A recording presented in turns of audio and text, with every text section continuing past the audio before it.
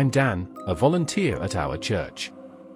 Our residents help out here so that someone can clean the place. My job is simple, sweeping the floor and wiping the statues of saints. There's no incentive, just the occasional free snack from the priests. I usually clean at night, around 7 p.m., with another volunteer. But one night, my companion got sick, and I was left to clean the church alone. I've heard many stories from fellow volunteers about a ghost that haunts the church at night. They say it's a black lady, but I laughed it off.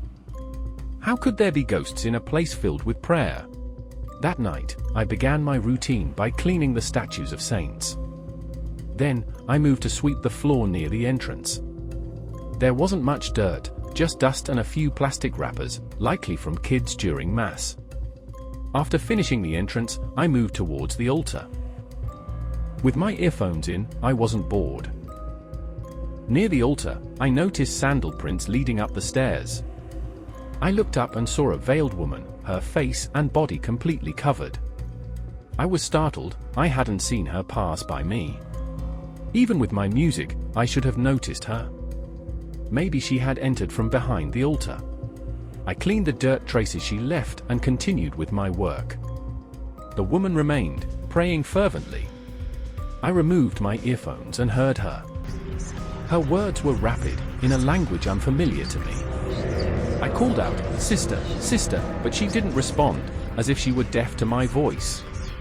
She kept praying, unceasingly. I approached her. The church was supposed to close after I finished cleaning. It was late, and I needed to lock up. I reached out to touch her shoulder, but my hand went straight through, as if touching air. I stumbled back, remembering the stories of the black lady. I dropped my broom and fled. I ran to my uncle's house nearby, pale and shaken. When I told him what I saw, he simply smiled.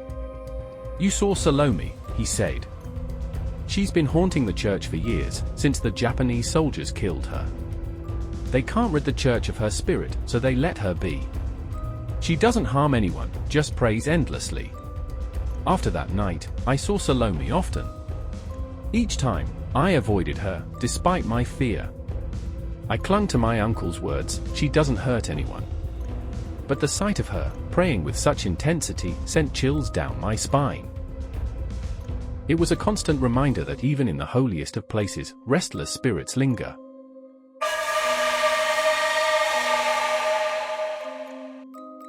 If you like this thrilling tale, please do like, subscribe, and share this video.